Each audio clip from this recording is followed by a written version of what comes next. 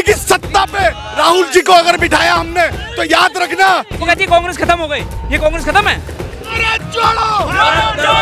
राहुल जी की अब तोड़ नहीं है, प्रधानमंत्री जी को कुछ और सोचना पड़ेगा। अच्छा, आज ताकत देख ली यहाँ पर आकर, और ये ताकत पूरी 24 में दिखेगी आपको, और 24 में ऐसा तख्ता पलट होगा कि कहीं भी नजर नहीं आएंगे बीजेपी वाले के। घबराने की जरूरत नहीं है, कोरोना बीजेपी के अंदर है, बीजेपी मुक्त भारत कराएं और राहुल जी को प्रधानमंत्री बनाएं। होगा, लेकिन एक भी जो मैनिस्ट्री मीडिया वो नहीं दिखी, ना तो अंजना ओम कश्यप, ना चित्रा त्रिपाठी, ना सुदीप चौधरी, ना फिर वो दिखेगी कैसे, वो दिखेगी कैसे, मगर एक हड्डी होती है ना, हड्डी, और इशारा करूंगा तो आप समझ जाइए कि हड्डी दिखती है तो ये वहीं जाता है।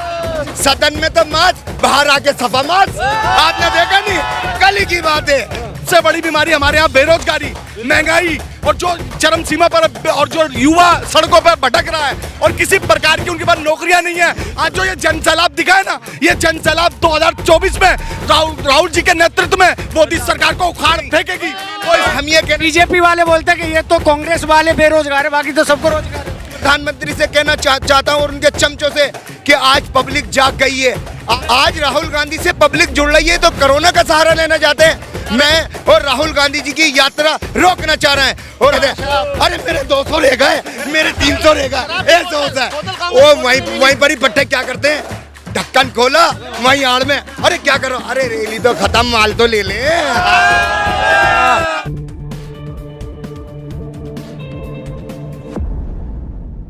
वो कहती है कांग्रेस खत्म हो गई, ये कांग्रेस खत्म है।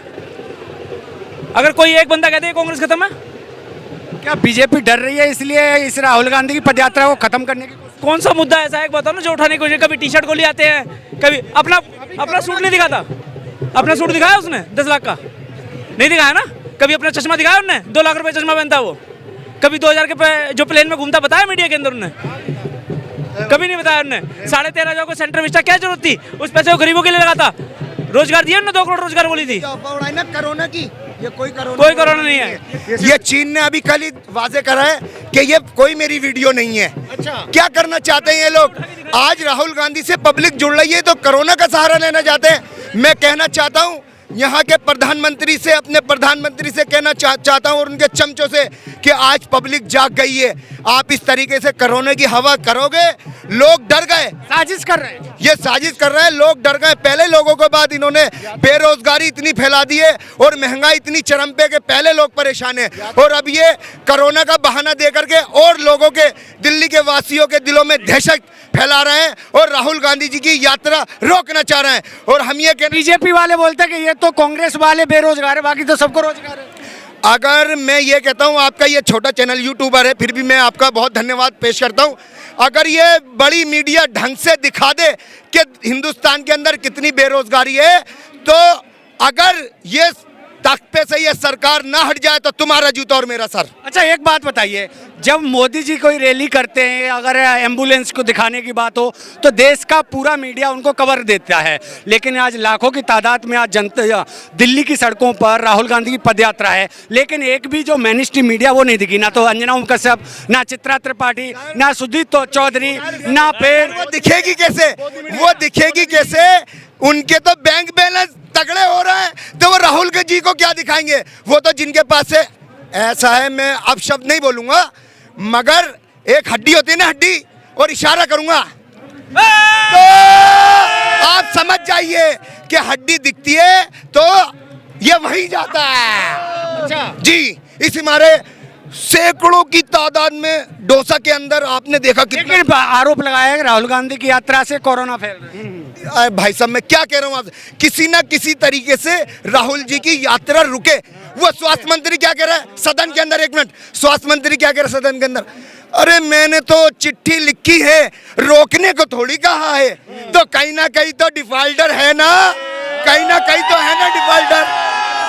अरे मेरी बात सुनो, मेरी बात सुनो, जब कोरोना पूरे चरम पे था और जब पहली बार एक मरीज आया, राहुल जी ने तो जब भी कहा था आप इंटरनेशनल यात्रा रोक दो, इंटरनेशनल हवाई जहाज रोक लो, जब क्यों नहीं सुना था? आज ये भीड़ देख के घबरा गए बताइए आप। अच्छा एक बात बताइए, पार्लियामेंट के अंदर मास्क लगा के जाते, कोरोना है, इतनी सुरक्षित जगह पे कोविड है, लेकिन शादी में जाते हैं कोविड नहीं है। अरे आप शादी की तो बहुत दूर की बात है, आप कल ही देखते ना, सदन में तो मास्क, बाहर आके सफा मास्क, आपने देखा नहीं? कल ही की बात है, सदन में तो मास्क लगा दी, इतनी लंबी दाढ़ी, बैठे में साहब यूं, ठीक है, वो बाहर आके सफा चट मैदान, नहीं है मास्क। क्यों नहीं है मास्क? जब सदन में कोरोना है, बाहर कोरोना नहीं है। उन्हें डर पता है क्या, बीजेपी के सांसदों से उन्हें कोरोना ना हो जाए, वही सबसे ज्यादा घूमते हैं विदेश में, उन्हें कोरोना होगा तो इसलिए वो डरे बैठे हैं कि इसलिए बात तो अपने देश की जनता से एक ही अपील करूंगा आपके चैनल के माध्यम से कि घबराने की जरूरत नहीं है। कोरोना बीजेपी के अंदर है, बीजेपी मुक्त भारत कराएं और राहुल जी को प्रधानमंत्री बनाएं। होगा कोरोना को भगाना है, कोरोना को अगर भगाना है तो राहुल जी वाला वैक्सीन लगाना है बीजेपी को, तो कोरोना जब ही भागेगा। क्योंकि ये कोरोना जो बीमारी है ना, सबसे बड़ी बीमारी हमारे यहाँ बेरोजगारी, महंगाई और जो चरम सीमा पर, और जो युवा सड़कों पर भटक रहा है और किसी प्रकार की उनके पास नौकरियां नहीं है। आज जो ये जन सैलाब दिखा है ना, ये जन सैलाब 2024 में राहुल जी के नेतृत्व में मोदी सरकार को उखाड़ फेंकेगी। तो इसके नहीं होगा। जब राहुल जी हमने कहा, अरे राहुल जी टी शर्ट पहन के निकल रहे हैं, तो क्या कह रहे हैं कल के अंधे? अरे 10 लाख की टी शर्ट है, अरे हाथ तो खुले हुए, यहाँ तो ठंड लगेगी। मगर मैं कहना चाहता हूँ, राहुल जी के दिल में दर्द है देश का। जिस तरीके से ये देश जीडीपी नोटबंदी की उससे तबाह हो चुकी है, राहुल गांधी, सोनिया गांधी, प्रियंका गांधी जी को अपने देशवासियों का दर्द है। भारत जोड़ो! राहुल जी की अब तोड़ नहीं है, प्रधानमंत्री जी को कुछ और सोचना पड़ेगा। बस अब तो आपको कमल हसन जी भी आ गए भारत जोड़ो यात्रा में दिल्ली में, क्या कहेंगे? सर बहुत अच्छी बात है, ये लोग बहुत जुड़ रहे हैं यहाँ पर, पूरे हिंदुस्तान में आप देखें एक से एक लोग जुड़ रहे हैं यहाँ पर, चाहे गरीब हो, अमीर हो, चाहे लीडर हो, चाहे कोई भी हो, हर आदमी जुड़ना चाहता है कि देखना चाहता है कि राहुल गांधी में कितनी ताकत है। और उन्होंने आज ताकत देख ली है यहाँ पर आकर, और ये ताकत पूरी 24 में दिखेगी आपको, और 24 में ऐसा तख्ता पलट होगा कि कहीं भी नजर नहीं आएंगे बीजेपी वाले, ये कहीं भी नजर नहीं आएंगे। ये कहना चाहता हूँ, ये जो पब्लिक आई है ना, कोई पैसे मंगाई भी पब्लिक नहीं है।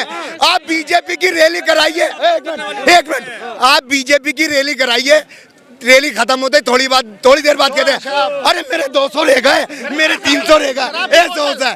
वो वहीं पर ही पट्टे क्या करते हैं, ढक्कन खोला वहीं आड़ में, अरे क्या करो, अरे रैली तो खत्म, माल तो ले ले। देखिए और क्या बदलाव होगा 2024 में, क्या कहेंगे? बदलाव सर, बदलाव की आंधी तो आप देख रहे हो, और बदलाव ऐसा होगा कि मोदी जी को चोट ऐसी लगेगी, क्योंकि ये चोट लग चुकी है, क्योंकि इन्होंने जो कोरोना अंचल पंचल चालू कर दिया ना, ये सब होने वाला नहीं है। बस एक ही चीज होने वाला है कि राहुल जी के नेतृत्व में जो भारत के लोग, चाहे वो युवा हो, चाहे दलित हो, चाहे गरीब हो, चाहे बेरोजगार हो, चाहे मजदूर हो, चाहे किसान हो, वो कंधे से कंधा मिलाकर राहुल जी का साथ देगा। और 2024 में ये लोग ये दिखाएंगे कि मुझे सत्ता नहीं चाहिए। कि देश तो सुरक्षित हाथों में है ना, क्या दिक्कत है? बिल्कुल सुरक्षित हाथों में है सर। अभी क्या हुआ आपने देखा ना, आपने चाइना ने क्या करा देखा, कैसे लड़ाई झगड़े चल रहे, हमारे फौजी मारे जा रहे हैं। ये हमारे देश बहुत सुरक्षित हाथों में है। आपने ये भी देखा, विश्वगुरु भी बन रहा है, विश्वगुरु बन गया। आपको नहीं पता बना कैसे? विश्वगुरु ऐसे बना कि सीतारमन जी कहती है कि आलू महंगा है मत खाओ, जरूरत नहीं है प्याज में, सब बोला था उन्होंने ये भी बात। अगर प्याज महंगा है तो खाने की क्या जरूरत है? तो ये भी बोला डॉलर बढ़ रहा है, रुपया नहीं बढ़ रहा। बिल्कुल सही बोला, क्योंकि प्रधानमंत्री जी पहले बोल चुके हैं कि जिस देश का पैसा गिरता है उस देश की सत्ता पे बैठे वाले प्रधानमंत्री जो है उसकी नीयत गिरती है। तो कैसे सीतारमन जी मान लेंगी? क्योंकि मोदी जी पहले कह चुके हैं जिस देश का पैसा गिरता है उसके बैठे कुर्सी पर चरित्र गिर जाता है। तो मोदी जी का क्या गिरा भगवान न जाने, हम तो नहीं कह सकते, क्योंकि हम प्रधानमंत्री की इज्जत करते हैं, मोदी जी की इज्जत करते हैं कि वो संवैधानिक पद पे हैं। जब तक प्रधानमंत्री है वो देश के प्रधानमंत्री हमारे भी हैं।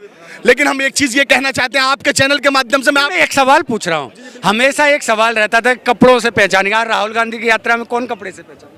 राहुल गांधी जी के पहचाने जा रहे हैं ना, देशभक्ति, संविधान को मानने वाले लोग, राहुल जी को मानने वाले लोग, जो किसानों के दर्द को समझने वाले लोग, मजदूरों के दर्द को समझने वाले लोग, युवाओं के दर्द को समझने वाले लोग, ये पहचाने जा रहे हैं। ये गरीब लोग खड़े हैं, अमीर लोग खड़े हैं, बीच के लोग खड़े हैं, ऐसे लोग खड़े हैं जो समाज में हम जैसे आप जैसे लोग आवाज उठाते हैं, छोटे छोटे आवाज उठाते हैं, ऐसे लोग राहुल जी के साथ चल पड़े हैं। मैं आप देखना कश्मीर तक पहुंचते पहुंचते देश का हर युवा, हर नागरिक राहुल जी के उनके साथ होगा और आने वाले 2024 के अंदर ये दिखा देगा कि हमने जमीन से लेके हमने हर सत्ता पे तुम्हें उखाड़ के फेंकेंगे, जो गरीबों का नहीं, मजदूरों का नहीं, किसानों का नहीं, बेरोजगारों का नहीं और यहाँ तक कि मंडी वालों का नहीं, वो किसी और का हो नहीं सकता, देश का नहीं हो सकता। ये देश का विकास नहीं कर सकते, देश का विनाश कर सकते हैं, क्योंकि ये सत्ताधारी, ये सुख भोगने वाले लोग हैं। इनके लगभग आप जानते हो देश के अंदर सभी जिलों में बीजेपी के दफ्तर बने हैं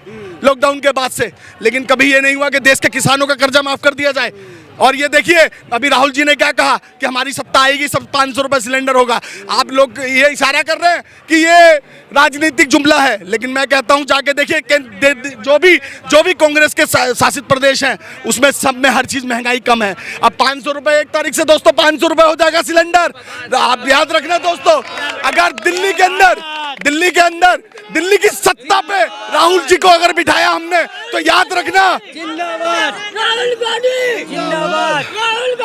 दिल्ली की सत्ता पे दोस्तों अगर राहुल जी को हमने प्रधानमंत्री का पद बिठा दिया तो याद रखना जो देश के अंदर शास्त्री जैसे अर्थशास्त्री लोग, रघुराम राजन जी जैसे लोग राहुल जी का सपोर्ट क्यों करते हैं जानते हो? क्योंकि वो देशभक्त हैं।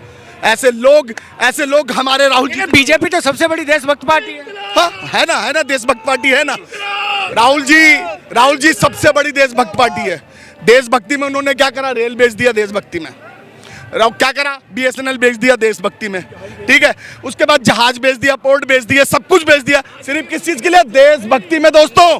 यहाँ तक कि हमारा नई दिल्ली रेलवे स्टेशन 600 करोड़ में बेच दिया। क्यों बेच दिया जानते हो? क्योंकि इनकी ये कॉर्पोरेट सरकार है। कॉर्पोरेट सरकार समझते हो दोस्तों?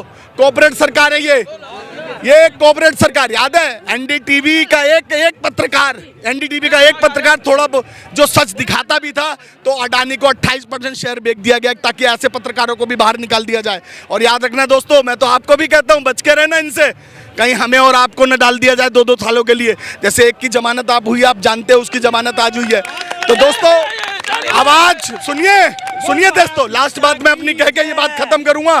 जिस शख्स हिंदुस्तान में रहने वाले शख्स, सभी नागरिकों को कहता हूं, जिस शख्स का जमीर मर गया वो खुद मर गया। याद रखना दोस्तों, वोट की राजनीति करने वाले लोगों से सावधान रहो और देश की राजनीति करने वाले लोगों के साथ रहो। अगर देश में सही सत्ता और सही लोगों को चुनेंगे तो सही समाज का, सही देश का, सही नागरिकों का चुनाव होगा और देश के अंदर एक अच्छी सरकार बनेगी, युवाओं की सरकार होगी जो रोजगार देगी, जो हम सबको हर चीज के लिए हमारे साथ खड़ी होगी। जिंदाबाद।